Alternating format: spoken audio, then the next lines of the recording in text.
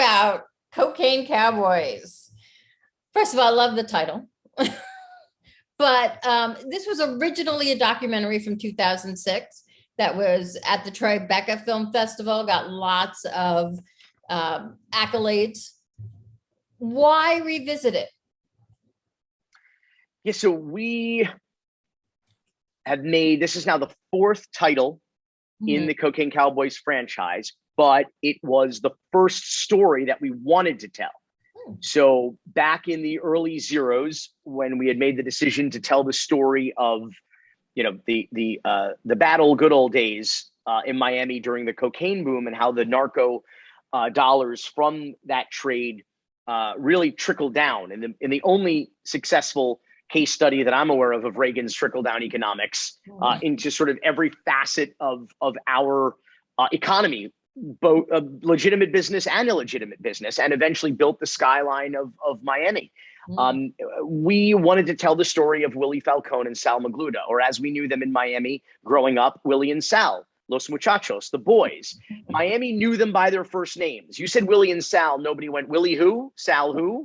Everybody knew who you were talking about. I think someone says in the documentary, there may be 6 degrees of Kevin Bacon, but in Miami, there's only 1 or 2 degrees of Willy and Sal. You knew them, or you knew someone who knew them. And so, you know, their trials, their first trial was when we were in middle school, and then high school, and then all the way up to college at the University of Miami. We followed this story. And so when we decided to do Cocaine Cowboys originally, we wanted to do this story. But, you know, the Sal Magluta's second trial had just ended. The story hadn't ripened yet. You know, there was a lot of fresh wounds, and people just didn't want to talk on camera at that time. So Cocaine Cowboys, your reference from '06, was really our plan B. It was our backout plan. And we just hoped that if people dug it and wanted more of that kind of story, that maybe someday we'd have the opportunity. And here we are, full circle. And why this many episodes? Why go with Netflix? Why not do another film, so to speak? Yeah, that's a good question. First of all, we started to get access to people. One woman, Marilyn Bonachea, was fresh from witness protection when she reached out to us and asked if we were interested in telling her story. And we were enthusiastically so. Those are the interviews, a series of interviews that are in the documentary with Marilyn.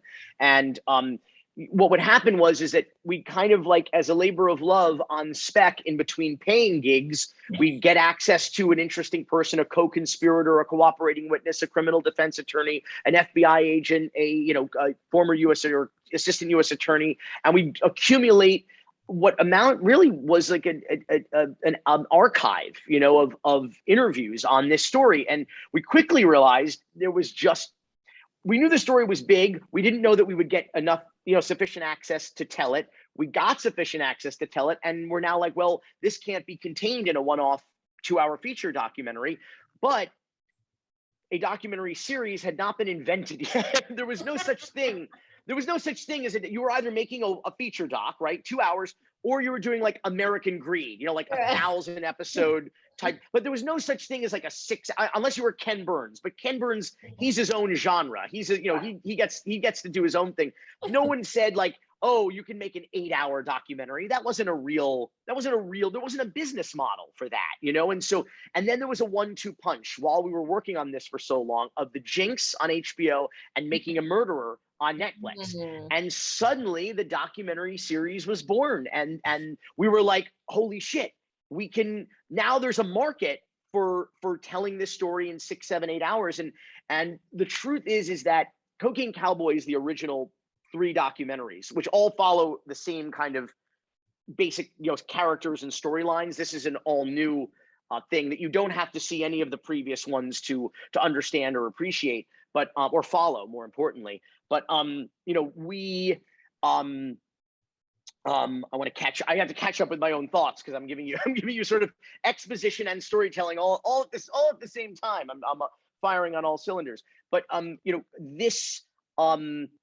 the opportunity to do it with Netflix was particularly exciting, because as Cocaine Cowboys will say blew up, first it was on bootleg in the hip hop community, in the flea markets of Miami Gardens and Carol City, in the barber shops.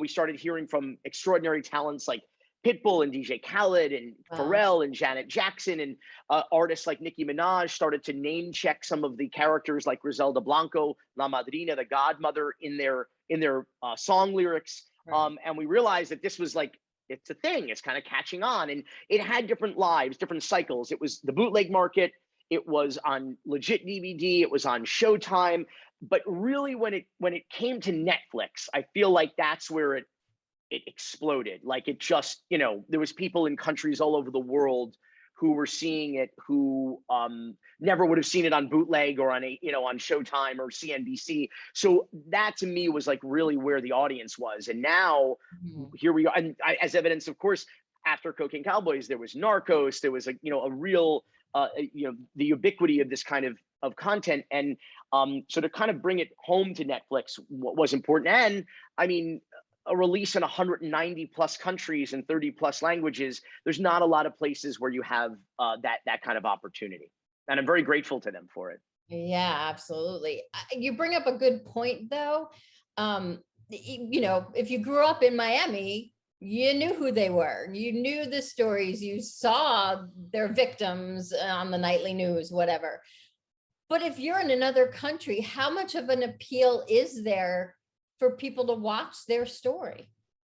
That's a great question. Like, the stories that we've told have been in our company, Raconteur, have been predominantly Miami centric, at least Floridiana by and large. I call our genre Florida fuckery. And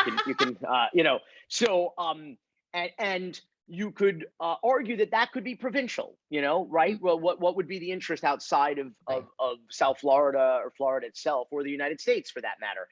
And we found quite the opposite. I mean, we found that the interest in Florida fuckery, the interest, Miami is an international city. They say that the great thing about Miami is it's so close to the United States.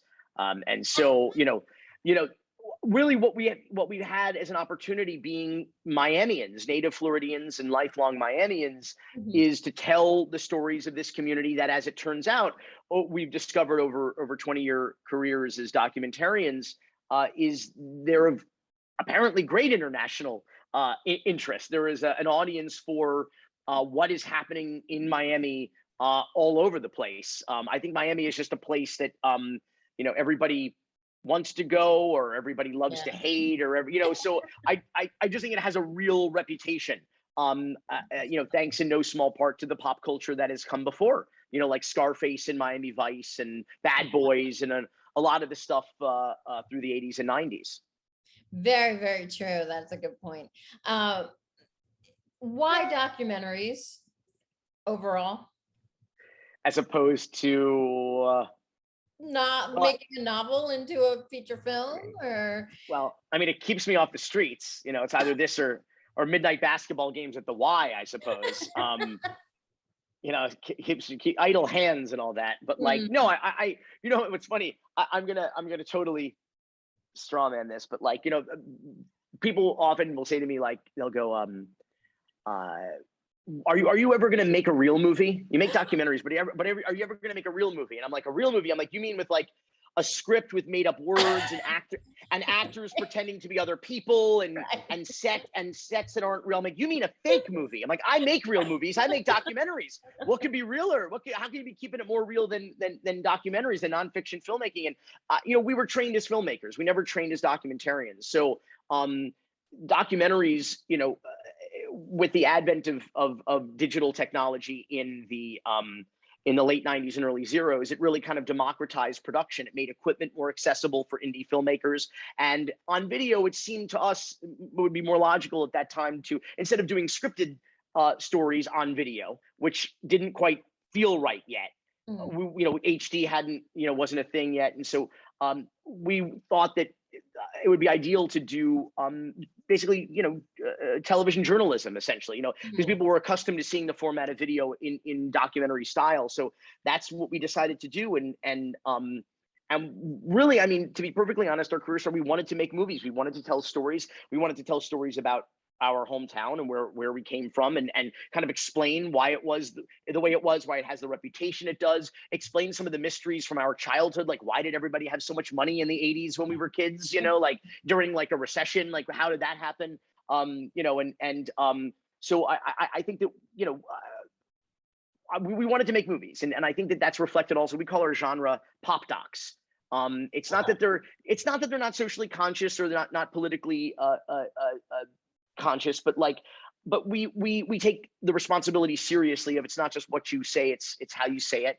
And we have an obligation to entertain an audience, particularly over 6 episodes. There needs to be there needs to be substance, and there needs to be facts, but there needs to be style that serves the story well, and that is aesthetically consistent with the milieu and the era and the characters, that keeps the audience engaged. So it's sort of accidental that we fell into this more or less on the eve or a decade ahead of what I think is now an absolute golden era of nonfiction filmmaking and the ubiquity of documentaries. It's wonderful. Is there anyone you mentioned, and now I can't remember her name, the one from Witness Protection? Marilyn Bonachea. Yeah. Right. Was there, obviously she is someone that you weren't able to discuss or talk to previously. Is there anyone still in this story that you are not able to speak to, that you would like to speak to? Well, we not really. I mean, Sal, I've talked to on the phone a lot. He's in prison. There's no cameras in federal prisons. I think Timothy McVeigh on 60 Minutes was probably the last interview in a federal prison ever conducted on camera. You'll hear audio interview, telephone interviews is not uncommon. But I'd love to sit face to face with Sal Magluta. I just think he's a very compelling figure. And ask him about some of the decisions he made, some of which were pretty reckless. But for the most part, I will tell you, we over the course of this edit, getting it down to shape and size and getting the right pace and the right story beats, we cut out the equivalent of probably 2 whole episodes. Wow. So it's not so much that there's more people that I'd want to talk to or have access to, but there's still more story that could tell. So maybe if people watch it, Netflix will order more episodes, some bonus episodes for you. Season 2. I'm curious, because of the subject matters that you tend to choose for your documentaries, how safe do you feel? Honestly, I think antagonizing and telling the truth about politicians on Twitter is more dangerous, perhaps, than the documentaries that we do. I think I think Miami. Some people, because we live in Miami, and we tell stories about Miami, sometimes very dangerous people about Miami. This one in particular has a pretty interesting twist. Slight spoiler alert. That Willy and Sal had a lot of compromise on a lot of people. And people in the public sector and the private sector and law enforcement, people who were probably still out there today, possibly still in positions of authority or power, or elected, or law enforcement, or the criminal justice system, and they were never brought to justice. They never paid a price. They were, some of them, consciously and actively involved in a major cocaine trafficking conspiracy, and they just never had any consequences, whether it was property or money seized or prison time. And so I suppose some of those people might be upset about this. The reality is that Miami is like America's Casablanca.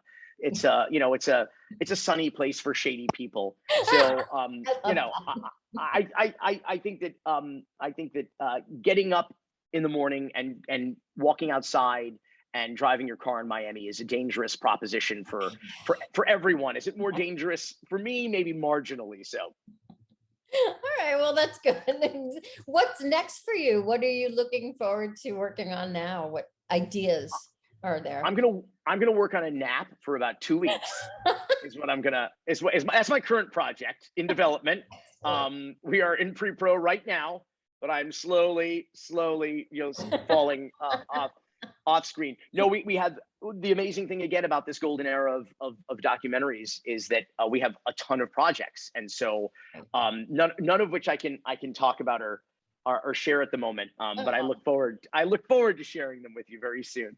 Excellent. All right. We will discuss them when they get to the finished stages. Well, I'm going to let you go take your nap. Thank you so much for speaking with me. And I find documentaries fascinating. I find criminal elements fascinating. Don't ask me why. So this really appealed to me and I really enjoyed it. So thank you. I had you pegged as a true crime buff. I had you pegged. Thank Really? you. No, I was only kidding. I didn't. But thank you, and thank you for covering it. I appreciate it. Yeah, absolutely. You have a great day, and it's on You too. Netflix, and everybody should check it out.